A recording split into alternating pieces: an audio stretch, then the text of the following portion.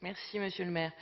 Le schéma directeur énergétique métropolitain s'inscrit dans la démarche nationale et européenne de transition énergétique et contribue notamment à la mise en œuvre du plan climat-air-énergie de la MGP, dont je rappelle les objectifs: la neutralité carbone d'ici 2050, la résilience de la MGP, la qualité de l'air conforme aux recommandations de l'OMS, une réduction massive des consommations énergétiques et le développement de la production locale des énergies renouvelables. C'est sur ce dernier point que je souhaite attirer votre attention. Alors que les ambitions de la ville sont très élevées, et nous le soutenons bien sûr, il me semble que la production locale d'énergie renouvelable est à fort enjeu. De réels efforts ont été faits, notamment sur les réseaux de chaleur urbains, mais le potentiel restant est énorme. Je pense notamment aux énergies qui pourraient être produites localement, photovoltaïque, petit éolien, biogaz, etc. Par de petits gestes, par de petits projets, ce schéma pourrait fournir des solutions efficaces et économiques pour le stockage de chaleur et d'électricité à l'échelle de la journée, voire de la semaine. Sur la MGP, bien sûr, mais également à Paris. Je pense notamment aux solutions de production de biogaz qui se multiplient et tendent à se démocratiser.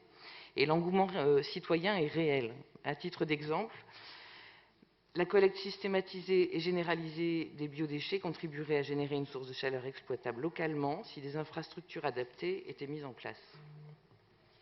À l'heure d'un grand schéma directeur métropolitain, n'est-il pas aussi temps de laisser une place à toutes ces petites actions citoyennes qui permettront de mettre en place des micro-réseaux autonomes locaux qui compléteront les réseaux énergétiques de la MGP? L'utilisation de la biomasse dans le mix énergétique, ainsi accentuée, contribuerait pour la ville de Paris à l'atteinte du seuil des 50% d'énergie renouvelable au sein du mix énergétique parisien et de réduire de 25% la pollution de l'air de la ville. Or, à ce jour, la biomasse ne représente que 10% du mix énergétique de la ville.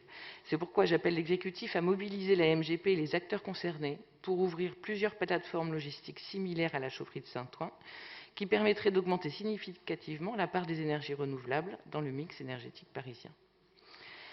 Mais tout ceci ne sera possible et efficient que si, et seulement si, ce schéma directeur s'accompagne d'une réelle volonté de ne pas perdre l'énergie créée. En clair, que les bâtiments ne soient pas des lieux de déperdition énergétique. Et ça rejoint le 4e objectif. Je pense aux passoires thermiques, aux bâtiments, y compris municipaux, qui n'ont pas été rénovés depuis des années. Le secteur du logement et de l'habitat représente 35% de la consommation énergétique globale de Paris. Je profite de ce chiffre pour rappeler que nous avons déposé en décembre dernier un vœu demandant que la ville s'engage réellement pour la rénovation énergétique de ces bâtiments. Vous l'avez rejeté.